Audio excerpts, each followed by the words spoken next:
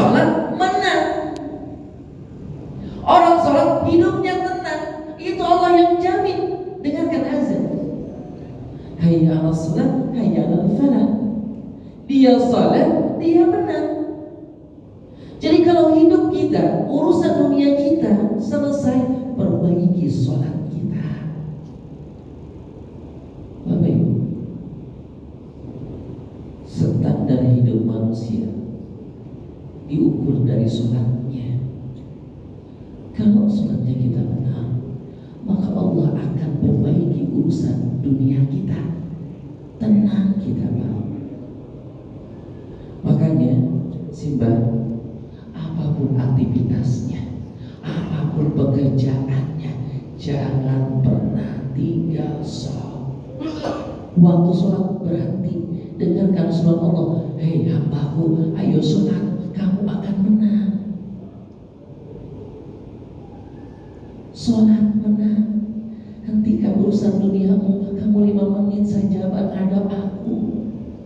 Aku sayang kepada kamu. Kata Allah begitu, bahasa azan itu, bahasa sholat itu begitu. Aku pengen ngelihat kamu, wahai hambaku, bersimpu sujud di hadapanku karena ketidakberdayaan kamu meminta kepada aku. Kata Allah begitu bahasanya. Jadi Bapak Ibu, kalau hari ini hidupnya punya banyak masalah, jangan pernah putus sholatnya. Jangan pernah tinggalkan sholat kita, sesibuk apapun kita, seberat apapun masalah kita. Jangan pernah kita tinggalkan sholat, karena siapapun yang dia sholat, maka Allah akan perbaiki hidupnya. Kata Nabi Pak, ya, kata Nabi ini, ada waktu ketika sholat, rangkaian sholat itu ada waktu yang akan ijabah. Kapan itu? 1, antara azan dan iqamah. Nah, Pak, Bapak sholat, azan sudah di masjid, nanti azan sudah di masjid, ingat waktu sholat. Kata Nabi, Bapak nunggu azan, itu pahalanya besar. Kemudian setelah azan, Bapak sholat sunnah, rawatib, qabliyah. Nah, nunggu iqamah dikumandangkan, maka perbanyak doa di waktu itu.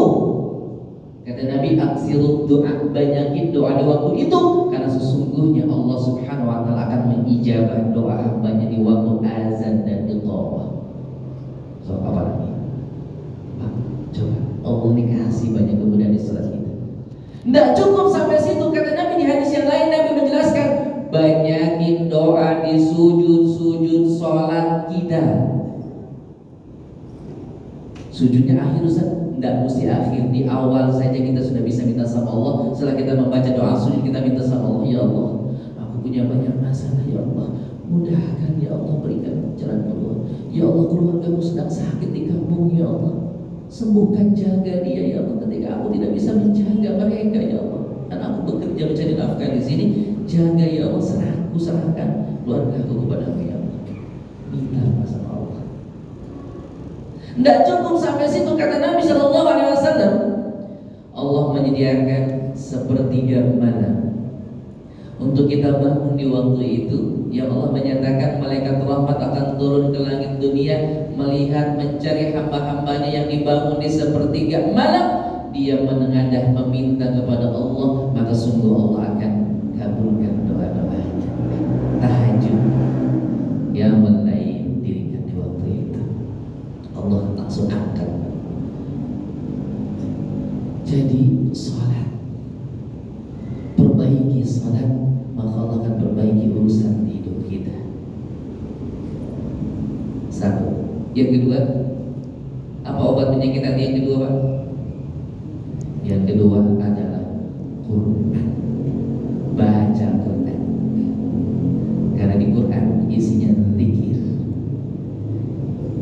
Kenapa harus Quran? Kata Nabi Shallallahu Alaihi Wasallam, berobatlah kalian dengan 2 hal. 1 dengan Al-Quran, yang kedua dengan madu, kata Nabi.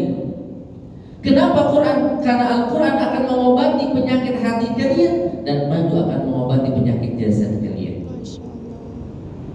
Jadi kalau kita pengen tenang hati kita, bacain Quran, sering kita membaca Quran.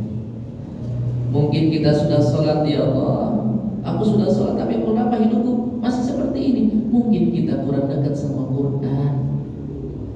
Bapak Ibu saya tanya, Bapak Ibu lebih banyak buka handphone, lihat status orang, kepoin status orang, atau buka Quran? Saya tanya, jujur. Jujur. Ya kalau simbah Quran, ya kalau simbah-simbahnya banyak kan buka handphone, betul Bu? Lah itu. Bapak Ibu bisa buka handphone berapa jam? 2 jam, 3 jam? Bisa toh? Baca Quran 5 menit aja. Oh ngantuk. Nah, simbah jujur. Betul toh? Lah gimana hidup kita mau selesai kalau kita lebih banyak buka handphone dibandingkan buka Quran? Gimana kehidupan kita akan selesai, kita menjadi tenang, diberikan kemudahan sama Allah? Lalu kita buka Quran aja tidak pernah.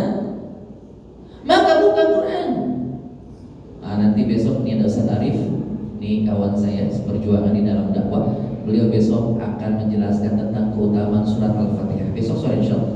Masya Allah. Okay. Datanya. Ya. Keutamaan surat Ternyata kita baca Al-Fatihah itu memiliki keutamaan, Pak. Dan ternyata kalau kita haji jadi imam, itu standar bacanya mesti standar apa yang dibaca oleh Rasulullah. Nah, beliau ini salah satu ya yang sudah memiliki sanad Al-Quran bersambung kepada Rasulullah. Insyaallah besok akan memberikan ilmunya kepada kita. Siap Pak? Siap G? Hadir G? Baik, kita besok dapat ilmu lagi yang baru. Nah, Quran, Bapak Ibu jangan pernah lepas dari Quran. Bapak Ibu saya tanya, kalau pergi kemana-mana, handphone ketinggalan, memilih lanjut jalan atau balik lagi ke rumah? Balik lagi. Betul. Coba pergi kemana-mana, Quran ketinggalan, memilih balik lagi ke rumah atau terus jalan? Lah, jadi Quran itu nggak prioritas, betul? Lebih prioritas handphone daripada Quran, betul Bu? Lah itu. Jadi jangan protes sama Allah kalau doa kita belum dikabul-kabul. Jangan protes, ya. Lawa Quran aja nggak prioritas. Jadi mestinya ya handphone saja prioritas kita. Kalau ketinggalan kita lebih baik balik lagi ngambil handphone walaupun kita udah setengah jalan. Maka jadinya Quran itu prioritas kita sebagaimana handphone, gitu loh mestinya. Bawa kemana-mana. Sekarang ada Quran yang kecil, ya. Kalau simbah masih kecil nggak bisa baca, waduh mataku rumak loh. Ya bawa yang besar. Lah kan ada ruginya kita bawa Quran di. Simbah lagi kerja, lagi beca sambil nunggu. Oh, Quran Bang, bisa tuh baca Quran Bang? Lah, itu berkah Bang. Bang ini cerita kawan saya 2019 alhamdulillah diberangkatkan umroh. Salah satu muhsinin orang baik. Nah, grup umroh saya itu ternyata orang-orang pilihan. Salah satunya itu sempat bilang, beliau dari Ponorogo Bang. Beliau usianya 80 tahun lebih. Mungkin seperti simbah beliau. Tapi beliau ngebeca Pak di Ponorogo. Beliau beca. Tapi satu hari beliau bisa menghatamkan Quran. Ada fotonya dengan saya. Jadi beliau satu hari menghatamkan Quran. Bisa sih. Ternyata ada orang yang memposting beliau, diajukan Zan berangkat bersama saya waktu itu. Simbah orang Ponorogo. Amal beliau baca Quran. Ada satu lagi kawan saya dari Makassar Pak. Beliau pekerjaannya pemulung, setiap hari mulung di Makassar.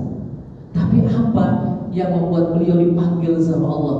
Karena Pak, haji umroh itu bukan karena kita kaya, tapi karena Allah panggil, Allah akan mampukan kita dengan caranya. Kawan saya yang satu berangkat, beliau pemulung, setiap hari mulung. Tapi apa yang membuat beliau dipanggil sama Allah Pak? Ternyata beliaulah yang ngurusin masjid Pak. Jadi dulu itu masjid, ada musola. Itu gak urus Pak, ditinggalkan. Beliau bersihin, beliau hidupkan, beliau azan di situ. Sampai akhirnya ada orang yang lihat perjuangan beliau. Beliau diposting, beliau diajukan dan beliau terpilih. Pak, cari amalan-amalan yang gak biasa. Maka kalau kita melakukan amalan-amalan itu yang sederhana Pak, Allah akan menggerakkan hati manusia untuk menerima panggilannya. Labbaik Allahumma labbaik. Saya dulu 2019 nggak kepikiran pengen umroh, kalau duit saya sulit. Tapi karena mungkin saya sering ketemu bapak-bapak, sering menyampaikan ke sana ke sini, ada orang yang terenyuh, beliau videokan saya. Tapi sederhana sebetulnya. Maka cari amalan-amalan yang gak biasa, amalan sederhana tapi kemudian Allah ridho kepada kita. Maka apapun Pak, Allah akan kabulkan minta kita. Saya gak pernah kebayang bikin paspor dibikinin Pak. Gak kebayang bisa berangkat waktu itu 25 juta, duit dari mana saya berangkat. Tapi ada orang yang berangkat. Allahu Akbar, Allah punya caranya. Quran, kalau kita ingin mulia, Quran. Bang, jangan lupa Quran, jangan lupa salat. Yang ketiga, apa obat sakit tadi, penyakit tadi? Yang ketiga, banyakin sedekah. Pak, ini ada cerita nih. Berapa bulan yang lalu